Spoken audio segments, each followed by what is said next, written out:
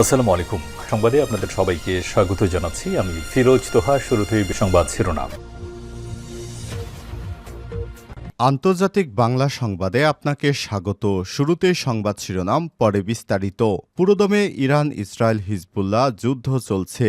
আর এই মুহূর্তে আমাদের হাতে এসেছে কিছু ভয়ঙ্কর যুদ্ধের গুরুত্বপূর্ণ আপডেট সংবাদ। শুরুতেই জানাবো, ইহুদিবাদী নেতানিয়াহুর বাসভবনে বোমা হামলা, ইসরায়েল জুড়ে আতঙ্ক।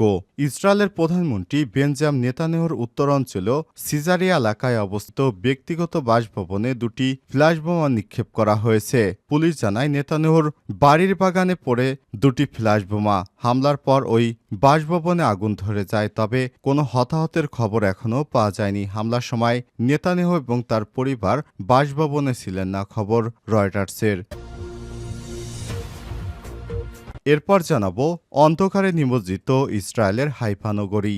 লেবাননে ইসলামী প্রতিরোধ আন্দোলন হিজবুল্লাহর যোদ্ধারা দফায় দফায় ইসরায়েলের হাইফা নগরীতে ড্রোন এবং ক্ষেপণাস্ত্র দিয়ে হামলা চালিয়েছে। এতে ক্ষয়ক্ষতির পাশাপাশি বিদ্যুৎ বিচ্ছিন্ন হয়ে পড়ায় নগরীর বিভিন্ন এলাকা অন্ধকারে ডুবে গেছে।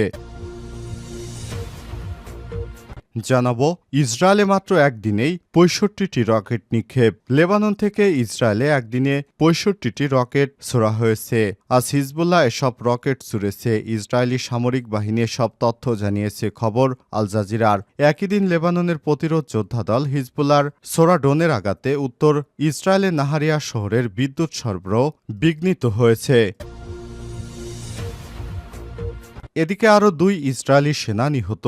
ফিলিস্তিনের অবরুদ্ধ গাজা উপত্যকার উত্তর অঞ্চলে ইসরায়েলের আরও একটি রিজার্ভ সেনা নিহত হয়েছে। এই সেনার নাম sergeant first class ইদান Canaan. Kefir ব্রিগেডের ন্যাশনাল ব্যাটালিয়নের অধীনে সে যুদ্ধ করেছিল। এদিকে দক্ষিণ লেবানন সীমান্তে হিজবুল্লাহর সাথে যুদ্ধ করতে গিয়ে ইসরায়েলের আরও এক সেনা নিহত হয়েছে। ইসরায়েলের সামরিক বাহিনী বিষয়টি স্বীকার করেছে। নিহত সেনার নাম সার্জেন্ট ওরি নিশানোভিচ। এবং সর্বশেষ জানাবো, অক্টোবরে ইসরায়েলি হামলায় ইরানের পারমাণবিক স্থাপনা ধ্বংস হয়েছে দাবি যুক্তরাষ্ট্রের সংবাদ মাধ্যম অ্যাক্সিওসের।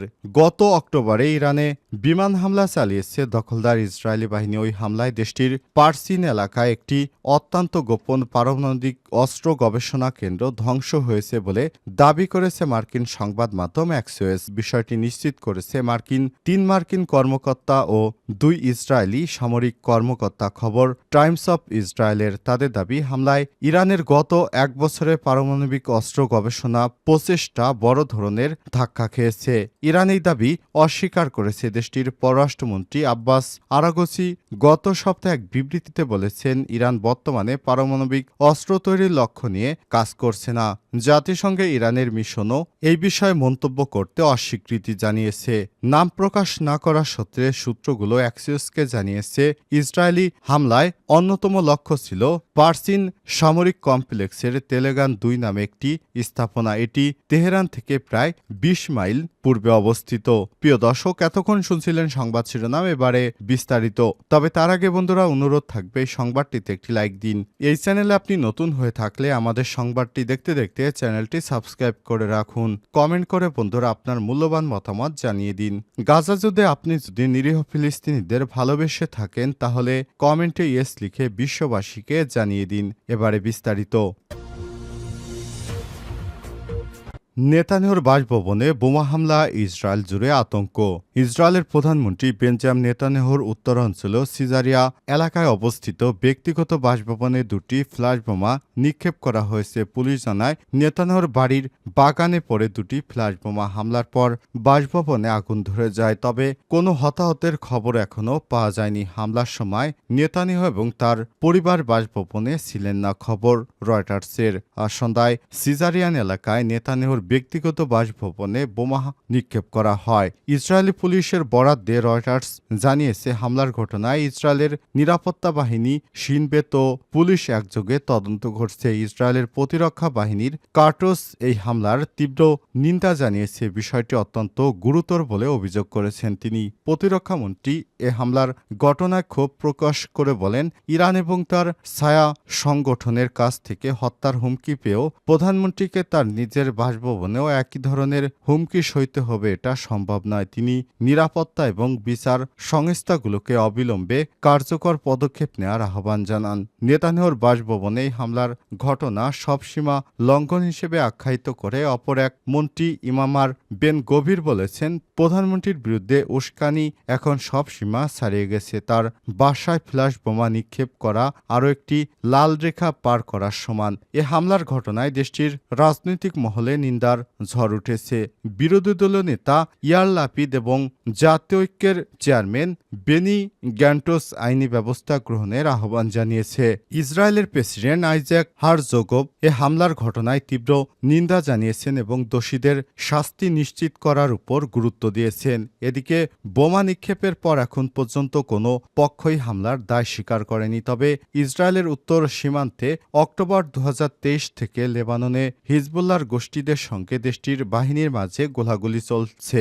এই হামলার সাথে কোনো আঞ্চলিক উত্তেজনার সম্পর্ক আছে বলে কোনো প্রমাণ মেলেনি এখনও। অন্ধকারে নিমজ্জিত ইসরায়েলের হাইফা নগরী। লেবাননের ইসলামী প্রতিরোধ আন্দোলন হিজবুল্লাহর যোদ্ধারা দফায় দফায় ইসরায়েলের হাইফা নগরীতে ড্রোন এবং ক্ষেপণাস্ত্র দিয়ে হামলা চালিয়েছে। এতে ক্ষয়ক্ষতির পাশাপাশি বিদ্যুৎ বিচ্ছিন্ন হয়ে পড়েছে। নগরীর বিভিন্ন এলাকা অন্ধকারে ডুবে গেছে। ইসরায়েলের কায়ুম পত্রিকার প্রতিবেদন অনুসারে লেবানন থেকে গতরাতে হাইফা নগরীতে অন্তত 10টি রকেট নিক্ষেপ করা হয়েছে এবং তার মধ্যে বেশ কয়েকটি লক্ষ্যবস্তুতে আঘাত হেনেছে। গণমাধ্যম সূত্র জানিয়েছে, হিজবুল্লাহর হামলায় হাইফা নগরীতে বেশ কয়েকজন আহত হয়েছে। তবে চ্যানেল 14 জানিয়েছে, নগরীর আল কর্মেল এলাকায় বেশ কয়েকটি ভবন ও গাড়ি মারাত্মকভাবে ক্ষতিগ্রস্ত হয়েছে। এছাড়াও চ্যানেল 12 বলছে, আল কার্মেল এলাকায় একটি ভবনে হিজবুল্লাহর রকেট সরাসরি আঘাত এনেছে। হাইফা ছাড়াও আত্রে শহর এবং তার আশপাশের এলাকায় হিজবুল্লাহ হামলা চালিয়েছে। সেখানে বিস্ফোরণের শব্দ শোনা গেছে। ইসরায়েলি গণমাধ্যম জানিয়েছে, ক্রায়ত এবং আত্রে শহরের পাশাপাশি পশ্চিম গ্যালিলিও অঞ্চলে গতকাল হিজবুল্লাহর যোদ্ধারা হামলা চালিয়েছে। এ সময় এলাকায় সাইরেনের শব্দ শোনা যায়। ইসরায়েলে মাত্র একদিনেই 65টি রকেট নিক্ষেপ। লেবানন থেকে ইসরায়েলে একদিনেই 65টি রকেট ছোড়া হয়েছে। শনিবার হিজবুল্লাহ সব রকেট ছুড়েছে। ইসরায়েলের সামরিক বাহিনী সব তথ্য নিশ্চিত করেছে। খবর আল জাজিরার। একদিন লেবাননের প্রতিরোধ যোদ্ধা দল হিজবুল্লাহর ছোড়া ড্রোনের আঘাতে উত্তর ইসরায়েলের নাহারিয়া শহরে বিদ্যুৎ সরবরাহ বিঘ্নিত হয়ে যায়। ইরানপন্থী হিজবুল্লাহর ড্রোন হামলার পর নাহারিয়া বিদ্যুৎ সরবরাহ বন্ধ হয়ে যায়। শনিবার 16 নভেম্বর ইসরায়েলের চ্যানেল 12-এর বরাতে সব তথ্য জানিয়েছে পেস টিভি। ইসরায়েলি সামরিক বাহিনী জানিয়েছে, হিজবুল্লাহর একটি ড্রোন নাহারিয়া শহরের একটি অ্যাপার্টমেন্ট ভবনে আশ্রে পড়ে। ড্রোনটি ইসরায়েলি বিমান বাহিনী প্রতিহত করতে পারেনি। খবর প্রেস টিভির। এছাড়াও ইসরায়েলি প্রশাসন জানিয়েছে, হিজবুল্লাহ ছোড়া ড্রোন এবং রকেটের কারণে নাহারিয়া, পশ্চিম গ্যালিলিও এবং আশপাশের এলাকায় সাইরেন বেজে ওঠে। হিব্রু ভাষার গণমাধ্যমে বলা হয়েছে, লেবানন থেকে গ্যালিলিও অঞ্চলের দিকে রকেট হামলা চালানো হয়েছে। একই সময় ইসরায়েলি বাহিনীর দক্ষিণ অঞ্চলীয় শহর টায়ার এবং লেবাননের রাজধানী বৈরুতের দক্ষিণ শহরতলির বাসিন্দাদের 3টি উচ্ছেদ আদেশ জারি করা হয়েছে। এছাড়াও শনিবার দুপুরে লেবাননের রাজধানী বৈরুতের দক্ষিণ শহরতলিতে নতুন করে বিমান হামলা চালিয়েছে দখলদার ইসরায়েলি বাহিনী। লেবাননের রাষ্ট্রীয় ন্যাশনাল নিউজ এজেন্সি সিআই শহরের আশপাশে শত্রু বিমানের বিমান হামলার সময় উপরে ধোঁয়ারকুণ্ডলি ওঠে এমন ছবি দেখানো হয়েছে। আরও 2 ইসরায়েলি সেনা নিহত। ফিলিস্তিনের অবরুদ্ধ গাজা উপত্যকার উত্তর অঞ্চলে ইসরায়েলের আরও একটি রিজার্ভ সেনা নিহত হয়েছে। সেই সেনা নাম সার্জেন্ট ফার্স্ট ক্লাস ইদান কেনান এবং কেফির ব্রিগেডের ন্যাশনাল ব্যাটালিয়নের অধীনে সে যুদ্ধে ছিল। এদিকে দক্ষিণ লেবানন সীমান্তে হিজবুল্লাহর সাথে যুদ্ধ করতে গিয়ে ইসরায়েলের আরও এক সেনা নিহত হয়েছে। ইসরায়েলের সামরিক বাহিনী বিষয়টি স্বীকার করেছে। নিহত সেনার নাম সার্জেন্ট ওরি নিশানোভিস। এ নিয়ে ইসরায়েলের স্বীকারোক্তি মতে দক্ষিণ লেবাননে ইস্তাল অগ্রাসন চালাতে গিয়ে ইসরায়েলের 44 জন সেনা নিহত হল। তবে হিজবুল্লাহর যোদ্ধারা জানিয়েছে, লেবানন সীমান্তে এর চেয়ে অনেক বেশি দখলদার সেনা নিহত হয়েছে। গাজা এবং লেবানন সীমান্তে সাম্প্রতিক দিনগুলোতে ইসরায়েলি সেনারা মারাত্মক বিপর্যয়ের মুখে পড়েছে। গত কয়েকদিনে 2 স্থানেই ইসরায়েলের বহু সেনা নিহত হয়েছে। এই প্রেক্ষাপটে দখলদার বাহিনীর প্রধান জেনারেল হেরজি হ্যালেভি বলেছেন, ইসরায়েলের উত্তরাঞ্চল থেকে উদ্বাস্ত হওয়া লোকজন ফিরে না আসা পর্যন্ত হিজবুল্লাহর বিরুদ্ধে হামলা অব্যাহত থাকবে।